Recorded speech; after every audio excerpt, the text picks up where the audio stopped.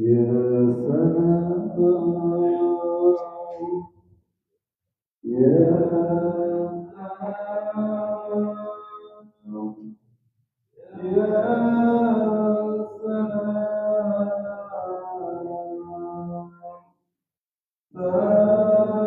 salimna, ya salam, ya salam. Ya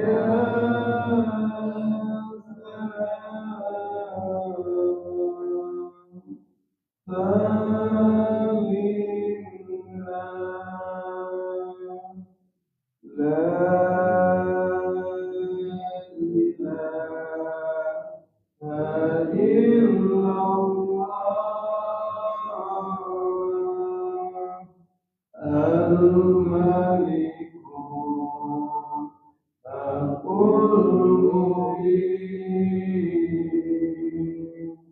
Muhammadun Rasulullah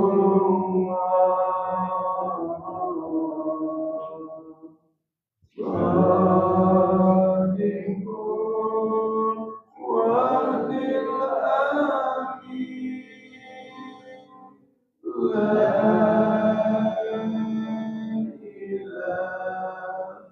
ilaha illallah Al-Malikul Al-Mubin Muhammadun Rasulullah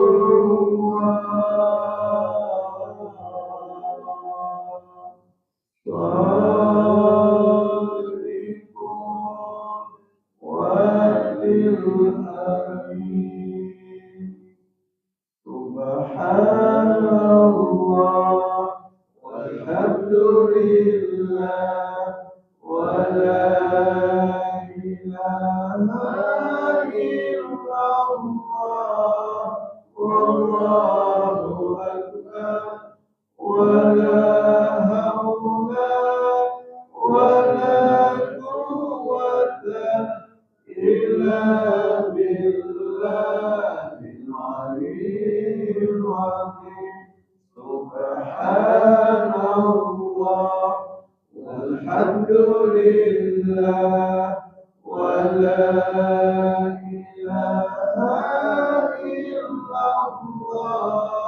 wallahu akbar wa la hawla wa la quwwata illa billahil aliyyil azim. Assalamualaikum warahmatullahi wabarakatuh. Waalaikumsalam. Alhamdulillah, rabbil alamin wassalatu wassalamu ala asyrofil anbiya'i wal mursalin wa ala alihi wa sahbihi Rasulullah. Pertama-tama marilah kita ucapkan puji syukur kepada Allah Subhanahu wa taala yang telah memberikan kita berbagai macam nikmat Islam dan kenikmatan lainnya yang tak bisa kita ukur dengan apapun juga. Dan salawat beserta salam kepada baginda Rasulullah Sallallahu Alaihi Wasallam yang mana beliau adalah teladan kita untuk kebahagiaan hidup di dunia maupun di akhirat. Kata-kata penghormatan kami kepada Ketua BKN Masjid Al-Ikhlas Lan, dan penghormatan kami kepada Ketua Pak Kecil, Kepala Lan Pak Said, dan juga para staf karyawan semuanya, dan juga kepada para pengurus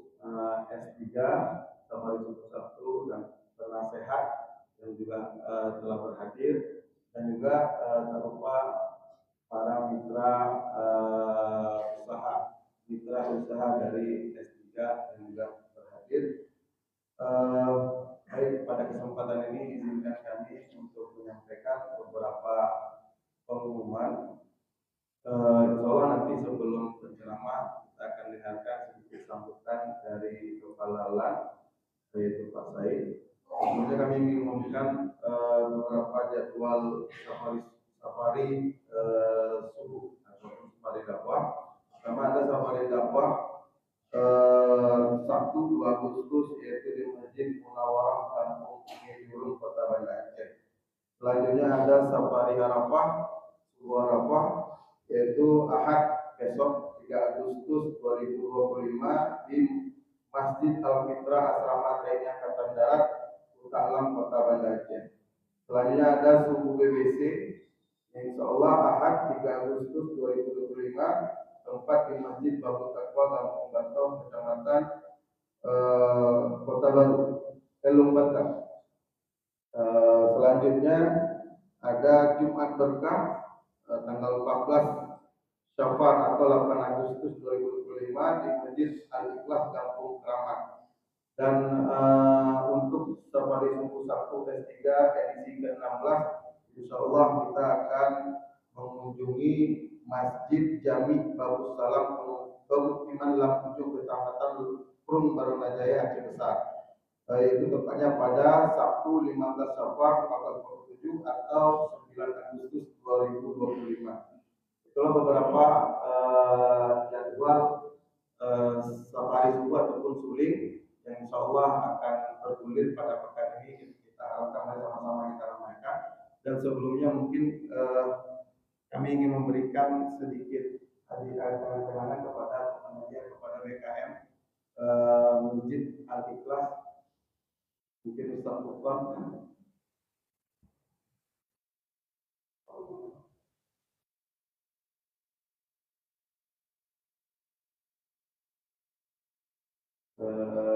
Ini pembersih lantai kerjasama dengan TNI Kota Banda Aceh dan kalender kalender Islam 1440. Mudah-mudahan buka. Dan selanjutnya mari sama-sama kita dengarkan sambutan dari Kepala Aceh Pak Said kepada Pak Said untuk silakan dengan segala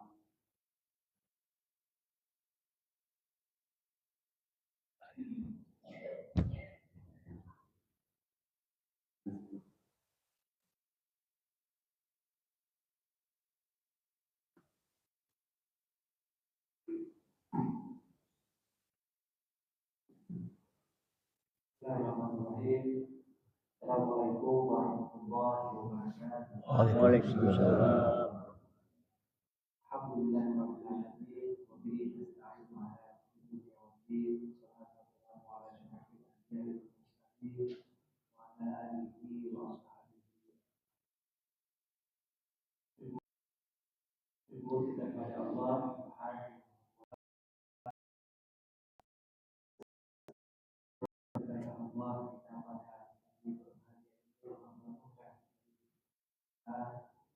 Allah kita pada masyarakat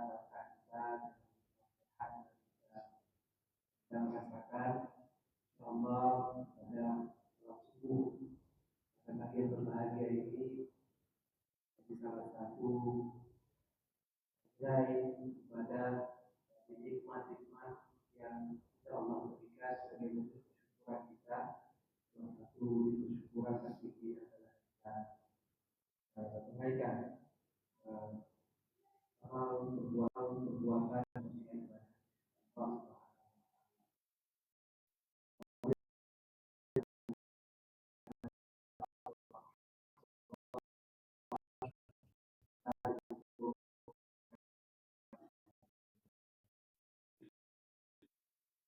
Penghormatan kami pada pengurus hari subuh Sabtu, dia tentu juga mengingatkan sebenarnya satu apa dan atau pada seluruhnya yang pertama kita menjaga kita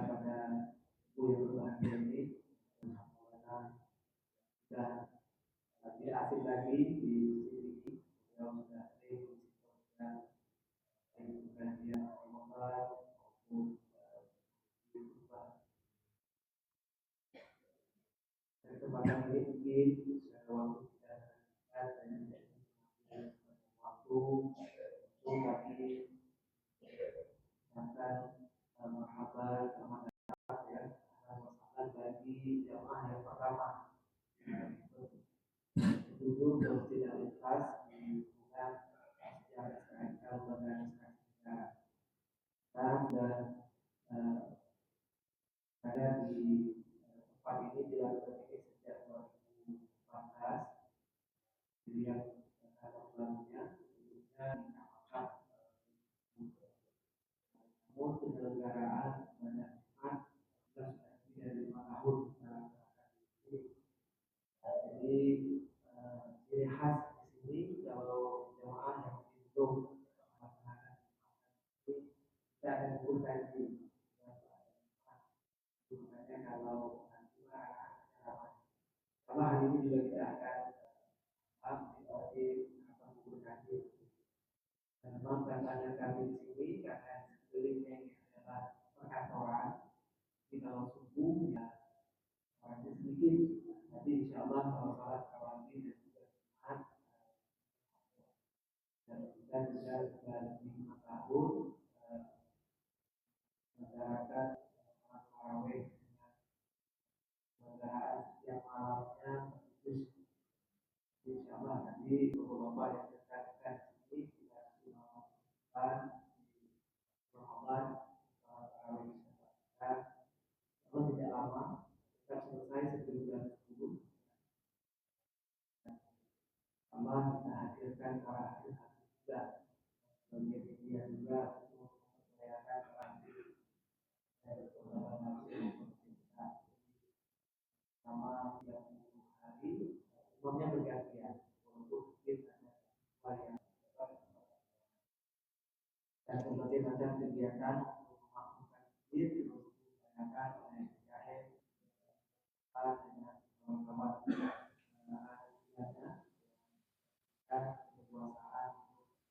orang.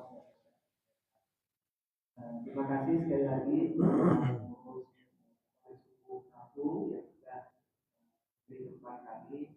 Radio pernah sampaikan ini kalau suku Arafahnya Papua enggak.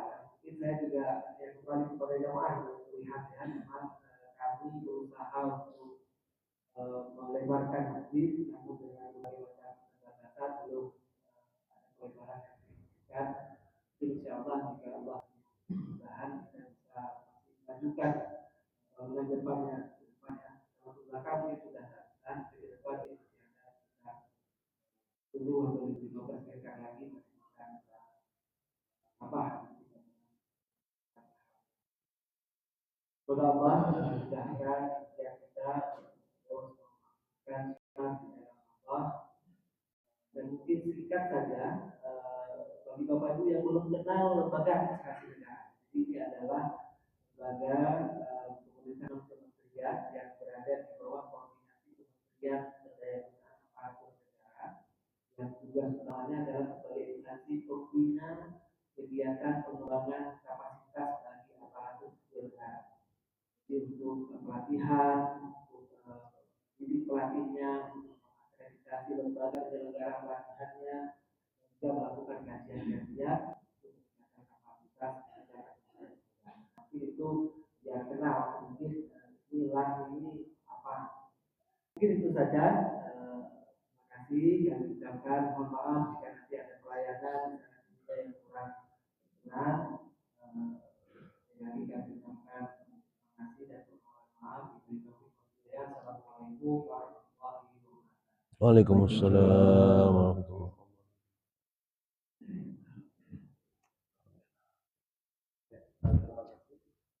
Kepada Pak Said serta Kepala Lalai.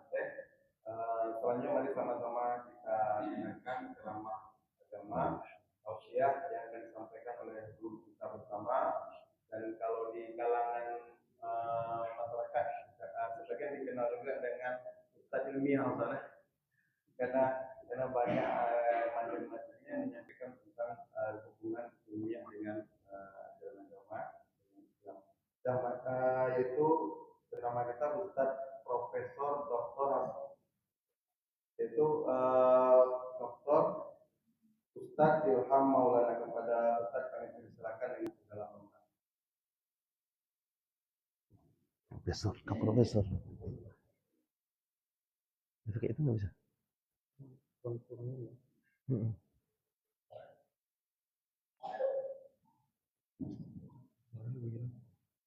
Bagus ya.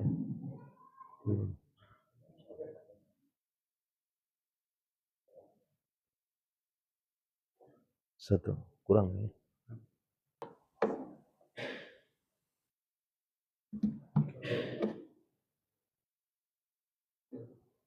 Nggak apa.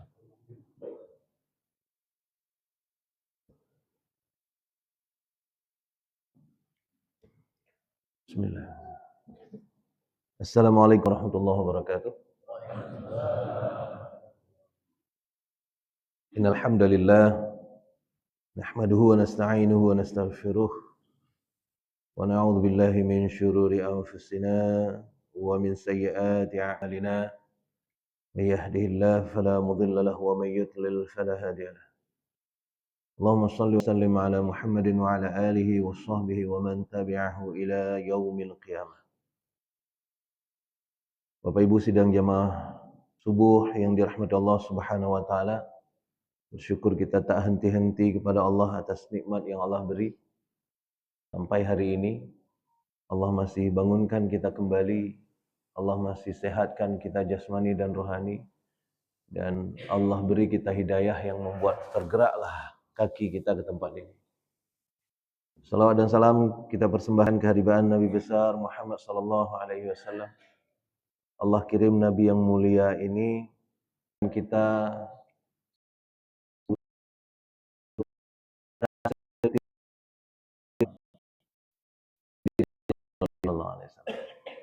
ada beberapa yang kita sudah tahu, ada yang beberapa yang kita bahkan belum lagi sadar bahwa itu juga adalah sesuatu yang tersimpan dan memberi pemanfaatan. Itu sebabnya sidang jemaah yang dirahmati Allah Subhanahu wa taala, untuk bagian itu pun kita harus bersyukur kepada Allah dan bersalawat kepada nabinya, karena nikmat yang kita terima diberikan oleh Allah Subhanahu wa taala dan diajarkan oleh Nabi untuk mensyukurinya. Sebelum kita memulai, salam takzim saya untuk Pak Geci, tokoh-tokoh kampung, kemudian Kepala Lankan, Pak Said. Saya sudah sering sekali ke sini. Kalau bosan dikasih tahu Pak. Kemudian para pengurus S3, sampai pembinanya pun hadir ya. Masya Allah, Ustaz Zul Arafah.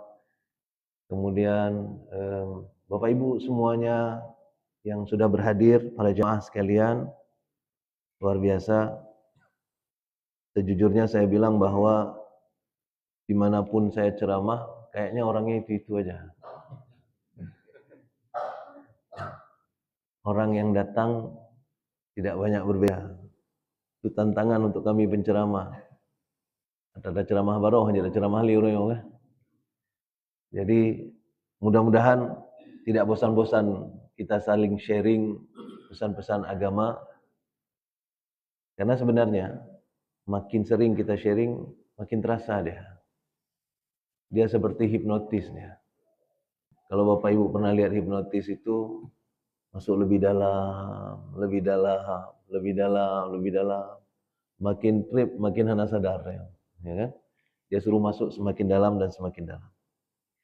Dan sidang jemaah yang dirahmati Allah Subhanahu wa taala, itu adalah salah satu di antara keniscayaan yang Allah berikan kepada kita, yang membuat kita sebenarnya berada di jalur yang benar. Karena fitrahnya manusia itu berada di atas agama. Jadi kalau seandainya kita menjauh dari agama, semakin kita menjauh, semakin nggak tenang kita.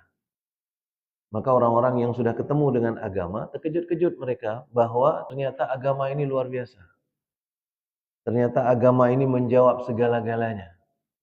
Ternyata apa yang kita sangka baik hari ini, tidak cukup baik kalau seandainya dibandingkan dengan apa yang disebutkan oleh agama. Nah itulah sebabnya Allah memberi kita peluang untuk mengetahui itu dan mendalaminya semakin dalam setiap harinya. Dua hal yang Allah kasih sebagai potensi bagi kita yang Allah sebut-sebut berulang-ulang di dalam Al-Quran adalah pendengaran dan penglihatan kita. Allah sebutkan di dalam Al-Quran di dalam surat An-Nahl misalnya, wallahu akhrajakum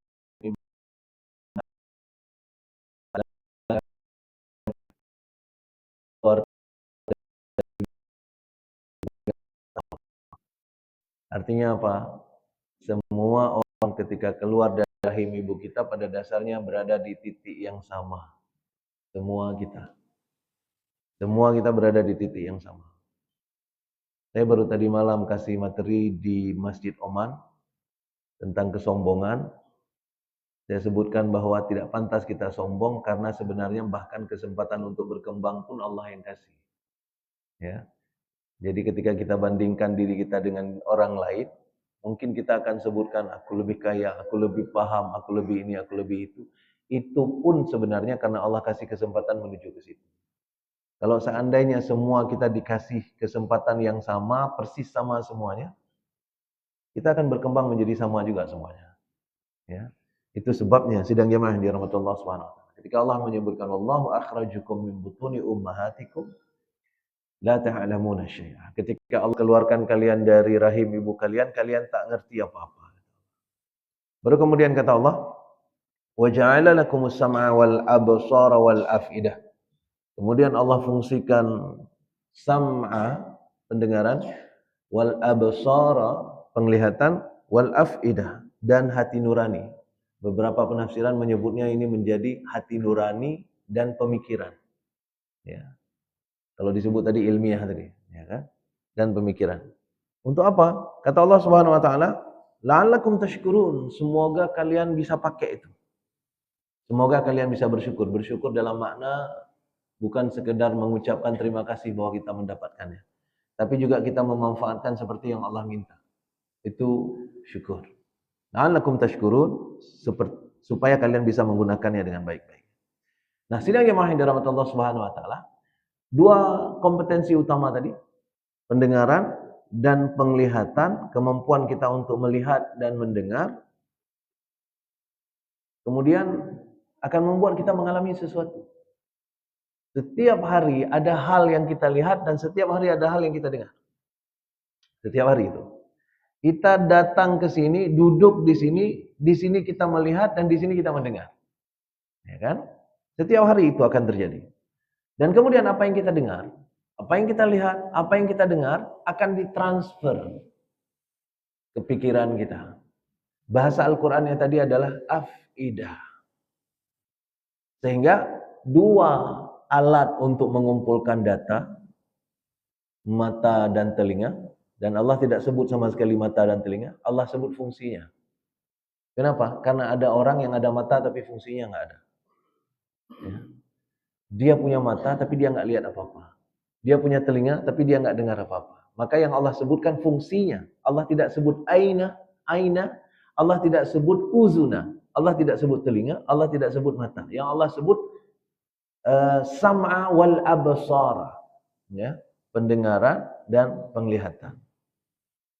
Nah, dua hal ini membuat kita mengumpulkan data. Nah, semua data itu kemudian ditransfer ke afidah untuk diolah. Setelah kita olah, kita kemudian akan mengambil kesimpulan. Setiap hari ada ratusan, ada ribuan kesimpulan yang kita ambil dan kemudian kita simpan di dalam otak bawah sadar kita. Kita simpan itu. Dan secara tidak langsung itu disebut dengan memori. Memori itu Bapak Ibu akan mempengaruhi keputusan kita berikutnya.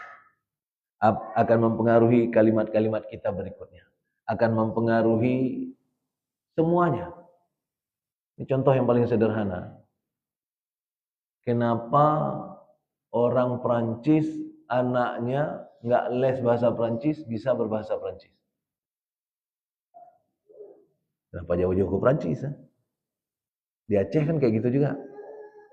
Orang Aceh tidak les bahasa Aceh, tapi anak kecil sudah bisa bahasa Aceh. Kok bisa? Karena dia mendengar bahasa itu setiap harinya, dia olah dalam pikirannya, Dan itu dia pahami, ini ternyata bahasa. Ternyata untuk bilang ini meja. Bahasa Aceh kan meja. Aceh pura. Ya kan? Meh yang betul. Anak mi jenuh nak hidup pulih je imah. Ibgah anak mi jenuh nyo meja. Jendela lagi nanti. Anak mi jenuh begah jendela. Padahal yang betul tingkap. Kan? Tingkap. Bahasa Aceh je mana? Dan bahasa Aceh itu jauh lebih kaya daripada bahasa Indonesia. Untuk jatuh aja ada puluhan jumlahnya. Ada rebah, tijing, tegageng, tepingkem, macam-macam. Nah, kita nggak bahas itu.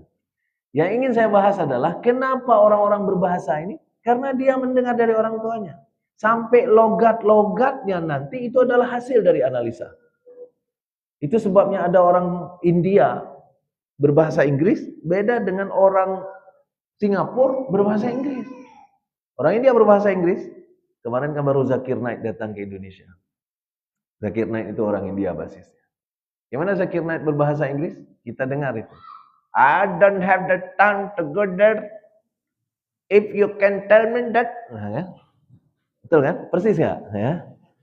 Brother, we are more Christian than you. That. Nah, ya. Kenapa beliau begitu? Karena semuanya begitu. Apa yang beliau dengar setiap hari, itu kemudian beliau olah dan beliau ambil kesimpulan, beginilah cara aku komunikasi. Orang-orang di Singapura bahasa Inggris juga, tapi bahasa Inggrisnya beda dengan bahasa Inggris orang India. Ya. Saya pernah itu pulang dari Jerman itu, pulang dari sekolah, lewat Turki. Ada orang Singapura dalam suasana hujan salju waktu itu, hujan salju. Pesawat agak delay sedikit, mau pulang ke Indonesia. Ada orang Singapura yang terburu-buru ketika naik bus mau naik ke pesawat. Jadi dari bandaranya naik bus dulu baru dibawa ke pesawat. Terburu-buru dia. Di dalam bus itu sambil berdiri itu saya dengarlah dia ngomong dengan kawannya. Bahasa Inggris, tapi bahasa Inggris Singapura. Beda dengan bahasa Inggris Zakir Naik tadi. Gimana bahasa Inggris Singapurnya? Kata dia, I was in hurry, I forget my bag lah.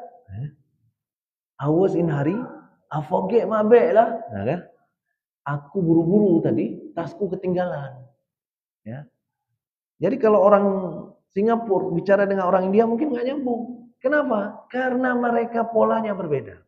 Yang ingin saya sampaikan adalah dari mana pola ini berasal. Itu adalah hasil dari apa yang mereka dengar setiap harinya. Karena itu kalau ada yang berencana mengadopsi anak Jerman satu orang, dari bayi anak Jerman dibawa ke Aceh, dengan tujuan nyomo terayu jih puno tengok bahasa Jerman. Enggak ada kejadian tuh. Anak Jerman yang akan dibawa ke Aceh dalam keadaan bayi, ketika besar dia akan berbahasa Aceh lengkap dengan ternak-ternaknya. Ya. Lengkap itu. Kenapa? Karena dia awak Aceh, karena awak Jerman. Ya.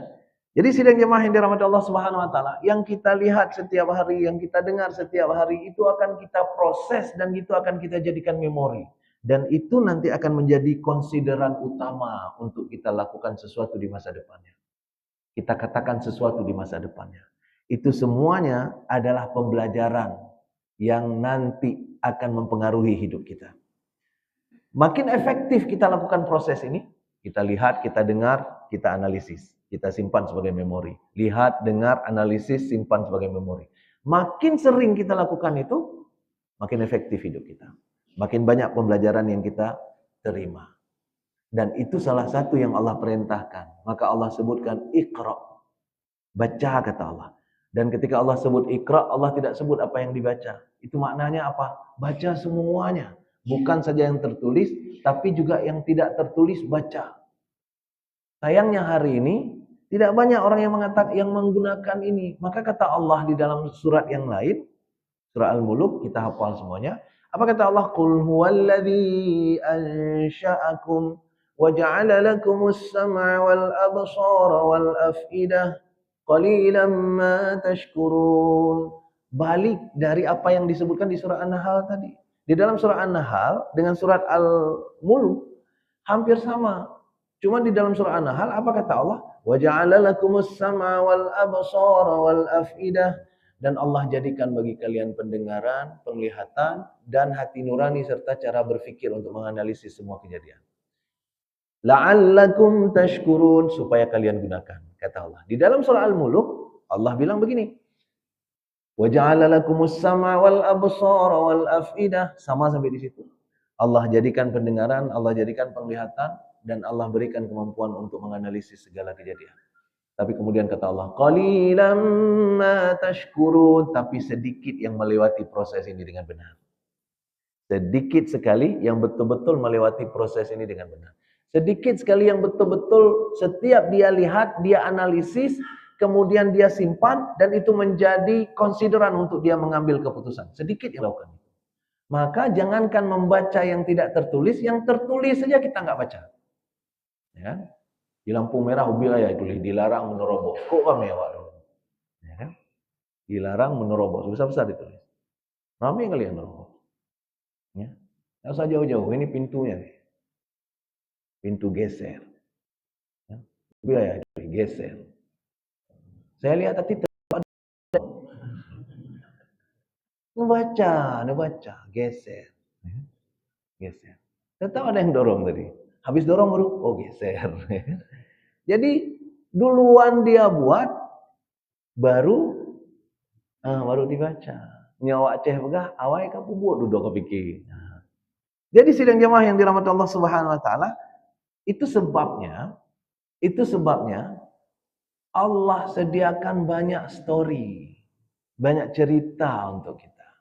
Kenapa? Karena cerita itu lebih lengkap visualisasinya. Kita akan melihat, kita akan mendengar, dan kita akan menganalisisnya. Bahkan kalau cerita itu tidak ada, bahasa lain dongeng. Ketika kita dengar dongeng, diceritakan dongeng kepada kita, maka langsung hidup TV kita di sini. Di dalam TV itu langsung muncul.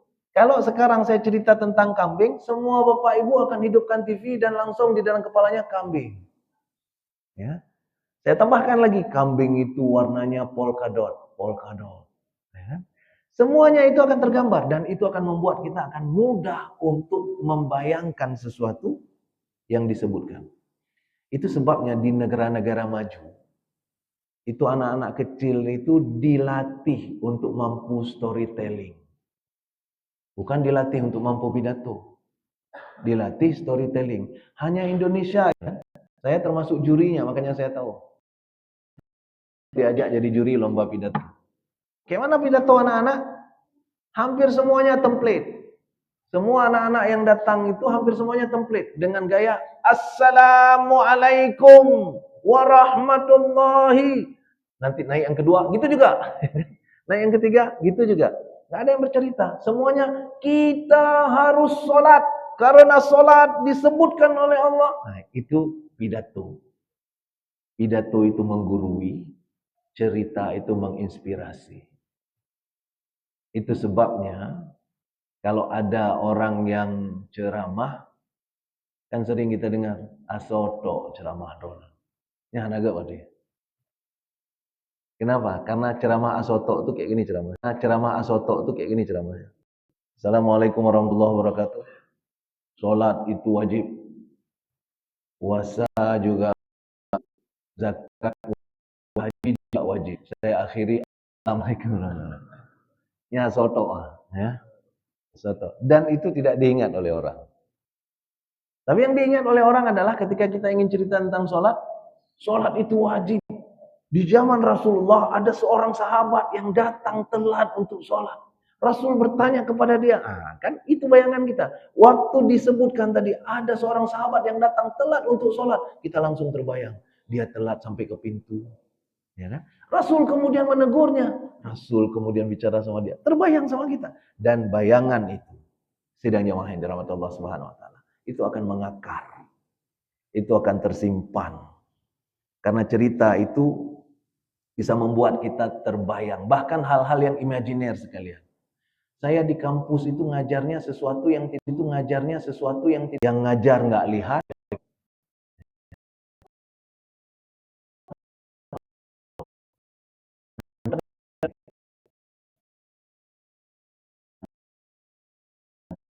Sudah doktor saya bidang elektron. Tidak ada satupun yang menertawakan saya. Semua mendengar dengan sangat baik ketika saya bilang, elektron akan berputar mengelilingi inti, elektron akan ditarik oleh inti, semua mendengar dengan seksama. Dan semua hidup TV-nya. Dalam TV mereka, elektron terlihat betul-betul dengan mata, tapi kita bayangkan, kenapa? Cerita. Nah, cerita. Maka Bapak Ibu yang dirahmati Allah Subhanahu wa taala, itu salah satu keistimewaan Al-Qur'an. Tidak ada kitab seperti Al-Qur'an yang di dalamnya banyak sekali kisah, cerita. Banyak sekali. Kalau di dalam agama Kristen dan dalam agama Yahudi, itu ada yang namanya Ten Commandments. Ada 10 perintah Allah untuk mereka. Itu doktrin kamu begini. Beberapa di antaranya disebutkan di dalam Al-Quran. Wa idza khadna mitsaqa bani Israila la ta'buduna illa Allah wa bil walidaini ihsana wa dzil qurba wal yatama wal masakin wa qulu lin nasi husna wa aqimus shalah wa atuz zakah. Ya, ada 8 yang disebutkan di dalam satu ayat surah Al-Baqarah itu. Langsung itu, langsung. Jangan menyembah selain kepada Allah, berbaik kepada orang tua, semua kan? Semua langsung komando. Langsung komando. Tapi ketika Allah ajarkan kita, Allah kasih cerita. Pertanyaan, kenapa kitab-kitab dahulu tidak diceritakan? Ceritanya, itu sebabnya Al-Quran diturunkan terakhir, menggabungkan semua cerita-cerita yang pernah kejadian sebelumnya. Dan itu juga menjawab, kenapa kalau Allah benar? Nah, itu ada pertanyaan. Kalau Allah memang betul-betul Tuhan, kenapa nggak dikirim kitab satu saja? Kenapa ada kitab Injil dulu, kitab ini, baru Al-Quran kemudian? Karena kitab-kitab yang dulu Allah kirim hanya untuk satu kaum saja. Itu bukan sekedar perintah untuk kaum itu, pedoman untuk kaum itu juga akan menjadi cerita buat kita selanjutnya. Jadi kaum-kaum itu nanti akan menjadi cerita bagus buat kita. Apa salah satunya? Salah satunya adalah misalnya kaum Bani Israel. Itu dikirim banyak kali Nabi kepada mereka. Nabi terakhir yang dikirim kepada mereka adalah Nabi Isa alaihissalam. Yesus kata mereka. Yesus itu dalam sebuah perjalanan bersama para muridnya, ada seorang perempuan yang teriak-teriak di belakang, minta tolong kepada Yesus. Wahai Isa anak Daud, tolonglah anakku, dia kerasukan setan, tolong dia dibebaskan. Nabi Isa tidak peduli, Nabi Isa jalan aja. Orang-orang kemudian sudah mulai resah, kenapa? Karena Nabi Isa tidak peduli ada orang yang minta tolong. Ya. Perempuan ini teriak lagi sampai berkali-kali, kemudian Nabi Isa berkata, dan itu ada di Matius 15 ayat 24. Yang direkam jangan ini aja nanti. Kalau direkam bagian ini aja, dimunculkan di YouTube, kafir. Matius 15 ayat 54, ayat 24. Apa kata Yesus waktu itu? Yesus mengatakan, suruh perempuan itu pergi. Karena aku tidak diutus kecuali untuk domba-domba yang tersesat di antara Bani Israel. Jadi Yesus hanya dikirim untuk Bani Israel, tidak untuk seluruh manusia. Kemudian Bani Israel membangkang, dicatat, dibukukan di dalam Al-Quran. Sehingga di dalam Al-Quran cerita yang paling banyak apa coba? Yang kewaknya. Ya. Cerita yang paling banyak di dalam Al-Quran adalah cerita mereka. Bani Israel. Bahkan kisah-kisah yang terhubung dengan mereka itu jadi kapitel-kapitel khusus dalam Al-Quran. Al-Baqarah. Dari mana Al-Baqarah datang? Dari mana kata-kata Al-Baqarah datang? Itu adalah kata-kata sapi betina yang diperdebatkan oleh mereka. Itulah Al-Baqarah. Ali Imran mereka juga. Siapa Ali Imran? Keluarga Imran. Siapa Imran? Imran adalah ayahnya Maryam. Siapa Maryam? Mamanya Yesus. Siapa Yesus? Nabinya Israel. Ya. Apalagi? Banyak ayat-ayat. Maryam nanti lagi, ya kan? Cerita. Bahkan Nama nabi yang paling banyak disebutkan di dalam Al-Quran adalah nabi mereka. Nabi Musa alaihissalam. Kenapa? Kenapa banyak sekali cerita mereka? Karena di dalam kejadian mereka banyak sekali pelajaran yang bisa kita petik. Dan Allah menceritakan ini supaya terbayang oleh kita, mudah kita ambil kesimpulan, dan jadilah itu semuanya menjadi pelajaran. Maka muncullah itu di dalam Al-Quran. Bukan saja cerita-cerita yang asli. Kadang-kadang Allah juga membuat perumpamaan. Jadi kalau Bapak Ibu menyimak yang dibaca oleh Ustaz Furqan waktu sholat subuh. Ada yang tahu surat apa? Tua kamu Ustaz, saking kusyuk je kamu sholat. Ada yang tahu surat? Ada yang tahu? Mungkin Ustaz Furqan tahu. Surah Al-Isra tadi, ya. Surah Al-Isra. Tapi bagian di rakaat kedua yang beliau baca, bunyinya tadi, yang beliau baca di rakaat kedua, ayat ke-89, وَلَقَدْ صَرَّفْنَا لِلنَّاسِ فِي هَذَا الْقُرْآنِ مِنْ كُلِّ مَثَلٍ ya. فَأَبَى أَكْثَرُ النَّاسِ إِلَّا كُفُورًا. Apa kata Allah Subhanahu wa taala di dalam Al-Qur'an surat Al-Isra ayat 89 ini? Kata Allah, sungguh kami sebenarnya sudah menjelaskan kepada manusia ini berulang-ulang dengan min kulli mathal, dengan berbagai macam cerita untuk perumpamaan. Coba bayangkan. Allah sebut ini. Allah sebut di dalam Al-Quran. Bahwa kami ceritakan kepada mereka pemisalan-pemisalan. Kemudian kata Allah, فَأَبَا أَكْثَرُ النَّاسِ إِلَّا كُفُورًا. Tapi kebanyakan manusia justru kufur karena mereka tidak mau mengikutinya. Padahal cerita sudah dikasih sama Allah. Jadi Allah tidak mengisi Al-Quran hanya dengan perintah-perintah saja. Salat, puasa, haji, bukan. Tapi justru di dalam Al-Quran, sebagian besar dari bagian Al-Quran itu justru kisah. Banyak sekali kisah. Ada kisah Al-Kahfi, kisah Nabi Yunus, kisah Nabi Lut, kisah Ibrahim, kisah Muhammad bertemu dengan, dan seterusnya, dan seterusnya. Banyak sekali kisah. Dan di dalam setiap kisah itu ribuan hikmah bisa kita ambil. Bukan satu. Ribuan hikmah bisa kita dapat dari cuma satu kisah saja. Dan yang terjadi kepada Adam alaihissalam kan ditipu oleh iblis. Ditipu oleh iblis, disuruh makan buah dari pohon terlarang. Salah satu asbab kenapa iblis berhasil menipu Adam adalah karena belum ada cerita sebelumnya tentang iblis. Cerita bahwa iblis penipu itu belum ada. Jadi reputasi iblis sebagai penipu itu belum ada sebelumnya. Iblis itu digambarkan sebagai makhluk taat sebelumnya. Ya, ketika iblis pun tidak mau sujud kepada Adam, itu bukan tipuan. Itu hanya tidak bersedia untuk sujud, bukan menipu. Jadi dalam catatan CV seorang iblis, kurikulum vitae, ya kan? Dalam kurikulum vitae iblis nggak ada tipu menipu, itu belum ada. Karena itu tidak diceritakan tentang iblis menipu. Itu sebabnya sidang jemaah yang dirahmati Allah Subhanahu wa taala, Adam alaihissalam itu disebutkan dalam Al-Qur'an, dijelaskan kemudian dalam tafsir-tafsir yang panjang, apa yang menyebabkan Adam percaya kepada iblis. Adam mengatakan ketika ditanya oleh Allah Subhanahu wa taala, "Kenapa engkau percaya sama iblis?"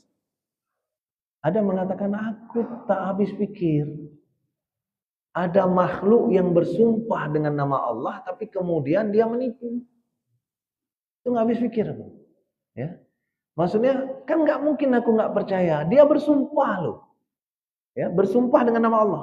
Dan itu disebutkan di dalam Al-Quran.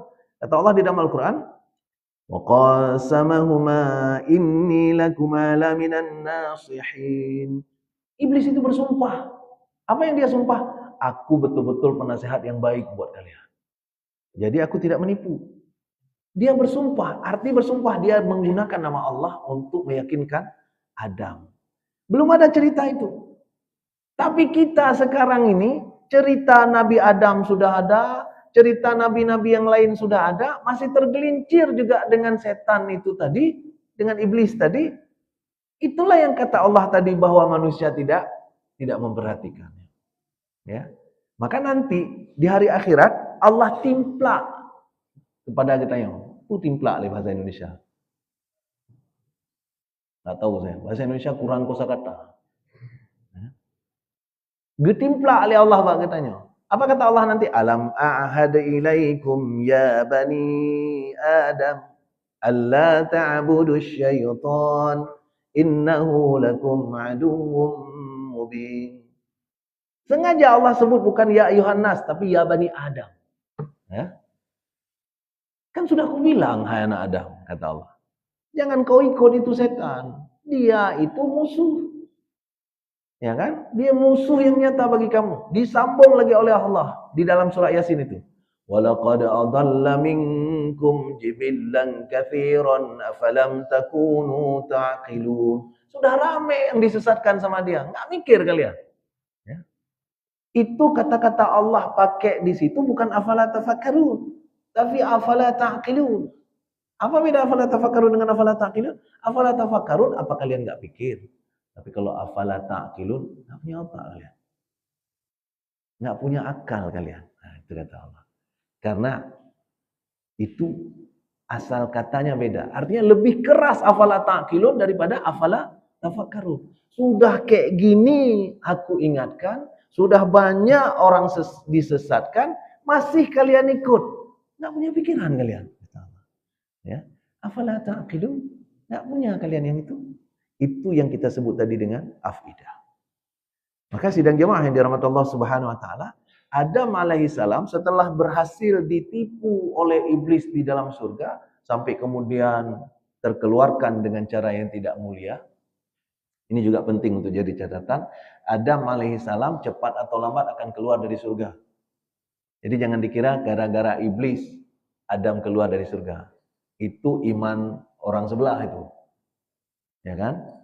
Teman sebelah itu yang agama yang di tetangga kita, nah, itu mereka menganggap bahwa gara-gara iblis Adam berdosa, Adam keluar dari surga dan dosanya Adam besar sekali, tidak akan terampuni sehingga Tuhan terpaksa mengirim anaknya.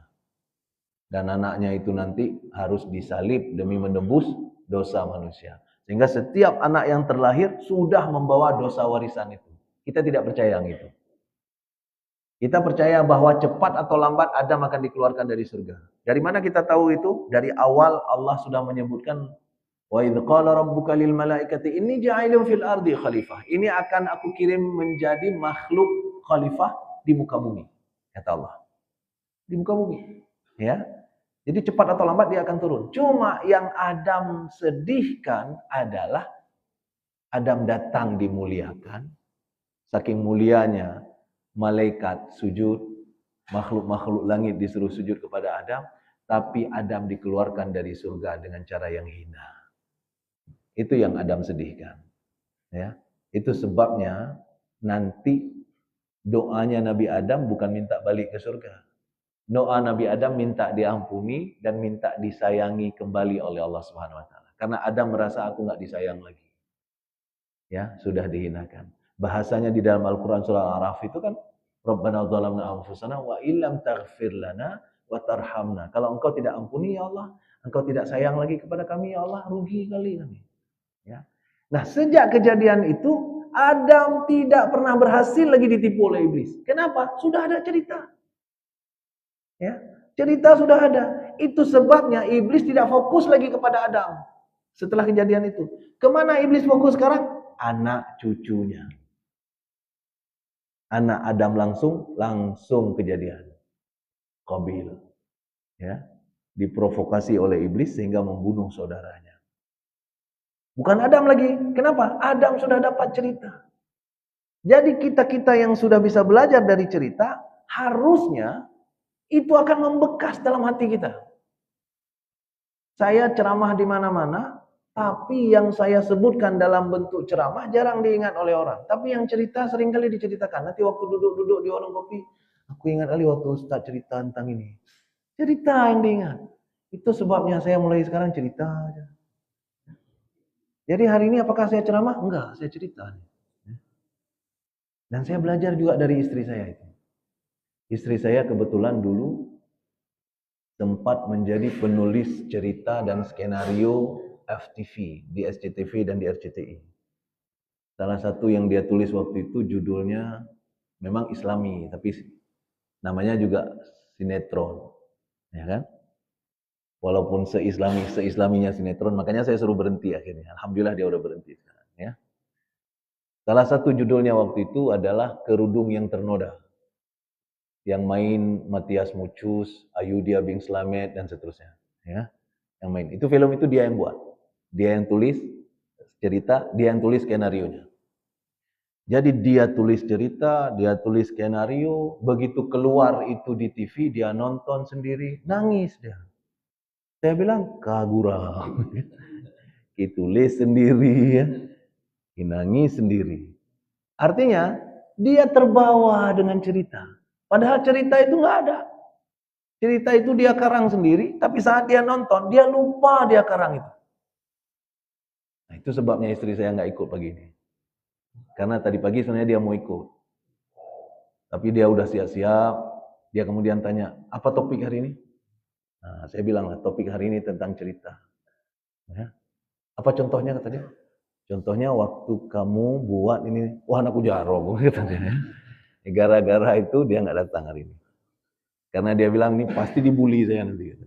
Jadi sidang jamaah yang dirahmati Allah Subhanahu Wa Taala, itu pentingnya cerita. Ya, itu pentingnya cerita. Dan hari ini psikolog sudah melihat bahwa cerita itu bisa membuat orang-orang terpengaruh sangat luar biasa. Maka jangan pikir film-film Hollywood itu tidak ada nilainya. Ada nilai yang masuk di dalam. Pelan-pelan. Salah satu sebab kenapa LGBT hari ini banyak di mana-mana adalah masuk lewat yang demikian. Cerita pelan-pelan. Kalau orang disuruh untuk LGBT nggak ada yang mau. Tapi diceritakan, dimasukkan pelan-pelan, dimasukkan pelan-pelan. Dapat. Karena cerita itu mempengaruhi otak bawah sadar kita. Sehingga ketika cerita itu sudah masuk, maka kita lupa bahwa itu cerita. Itu persis yang terjadi pada istri saya. Ketika dia nonton film yang dia buat sendiri, padahal itu sebenarnya nggak ada film itu, tapi dia hanyut. Dia hanyut ke dalam film itu, dan air matanya keluar. Itu maknanya apa? Dia keluar dari kesadaran sebagai pembuat cerita. Kita sering lupa bahwa cerita itu sudah membawa kita kemana-mana. Lalu sidang jamaah yang dirahmati Allah Subhanahu Wa Taala, kenapa kita yang orang Islam justru tidak terpengaruh dengan cerita-cerita di dalam Al-Quran? Masalahnya cuma satu, memang ada baca. Memang kita nggak baca. Kalau kita baca, maka itu insya Allah akan mempengaruhi kita. Kita tidak baca. Ada yang baca, kadang-kadang tidak paham maknanya. Tidak sampai kepada pemahaman makna. Itu sebabnya tidak cukup untuk membuat hati kita terpengaruh oleh Al-Quran. Padahal Allah suruh itu. Kata Allah Subhanahu Wa Taala, qad khalat min qablikum sunanu fasiru fil ard fanzuru kaifa kana aqibatul mukadzibin. Allah suruh bahkan kita, pergilah kalian, jalanlah kemana-mana, kalian tengok orang-orang, kalian lihat apa kejadian, supaya kalian tahu apa yang terjadi pada orang-orang yang mendustakan ayat-ayat Allah di mana-mana. Demi Allah saya bilang, saya ke Jerman, saya alhamdulillah dikasih oleh Allah kemudahan untuk pergi ke beberapa negara, untuk tinggal beberapa saat di beberapa tempat, dan itu adalah salah satu yang saya amati. Dan itu mempengaruhi jiwa saya. Ya, itu salah satu yang saya amati. Di Jerman, di Australia, di Jepang, itu aneh-aneh kejadian, dan itu akan membuat kita paham mengapa Allah suruh kita sholat, suruh kita puasa, suruh kita ini, itu, dan seterusnya. Karena kita lihat ceritanya. Ya, maka Allah nanti akan tanya kepada kita di dalam surah As-Sajdah misalnya. Awalam yahdi lahum kam ahlakna min qablihim minal quruni yamshuna fi masakinihim inna fi dhalika laayat afala yasma'un. Kata Allah. Surat As-Sajdah. Allah tanya kepada kita, Nggak bisa mereka dapat petunjuk. Padahal ada banyak sekali cerita-cerita dari umat-umat sebelum mereka yang sudah kami binasakan, dan umat itu hidupnya di tempat mereka. Tapi dulu, apa yang mereka nggak kita mau teliti? Baru kemudian kata Allah, penting sekali kita coba buka Al-Quran, baca cerita-cerita yang Allah gambarkan dalam Al-Quran, ambil hikmahnya kemudian, itu insya Allah akan menambah keimanan. Itu akan menambah keimanan. Banyak sekali cerita di dalam Al-Quran yang bisa menjadi pedoman. Banyak sekali. Banyak sekali. Bahkan cerita-cerita yang kadang-kadang nggak tersangkakan oleh kita. Ya. Dan orang-orang di luar negeri sudah banyak yang masuk Islam gara-gara ini. Tapi kita enggak, karena kita jarang membaca dan mentadaburi. Kalaupun kita baca, barangkali mungkin hanya sekedar bacaan saja. Tidak sampai ke dalam pemaknaan yang dalam sesungguhnya. Mudah-mudahan, karena sudah sampai syuruk, ya, mudah-mudahan apa yang kita sampaikan hari ini ada manfaatnya bagi kita. Dan kita memohon kepada Allah Subhanahu wa Ta'ala agar kita termasuk orang-orang yang lembut hati kita, sehingga cerita-cerita dalam Al-Quran itu akan mempengaruhi kita, menambah iman kita, membuat kita menjadi hamba yang lebih baik setiap hari. Amin ya Rabbal Alamin. Mohon maaf jika cerita-cerita saya kurang berkenan. Ya. Jika Bapak Ibu tersinggung dengan apa yang saya sampaikan, itu syukuri yang demikian. Karena memang iman ada di hati. Kalau tersinggung berarti itu sudah ada yang terpengaruhi. Ya. Mudah-mudahan ada manfaatnya. Laki maaf segitu. Kita tutup dengan doa kifaratul majlis. Subhanakallahumma wa bihamdika asyhadu an la ilaha illa anta astaghfiruka wa atubu ilaik. Assalamualaikum warahmatullahi wabarakatuh.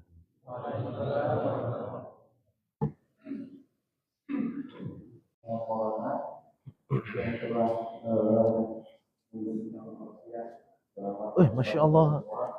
Memberikan cerita-ceritanya depan kita semua. Mana tadi kita Pak?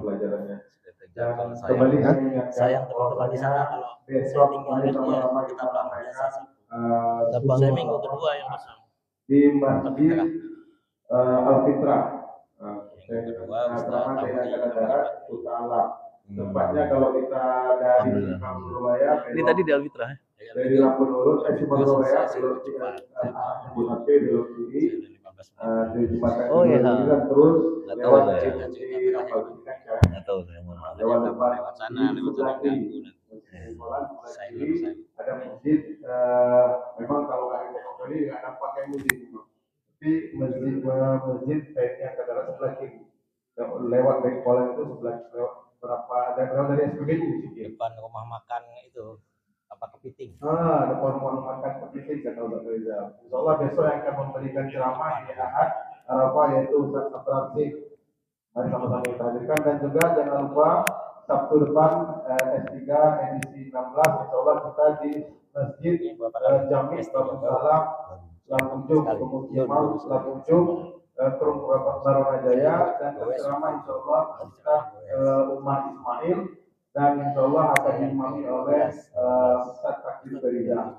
Bersama-sama kita hadir beramai-ramai untuk kita ajak saudara kita. Sekian, terima kasih. Yang benar datangnya dari Allah, yang salah datangnya dari kami. Mohon maaf yang banyak. Assalamualaikum warahmatullahi wabarakatuh.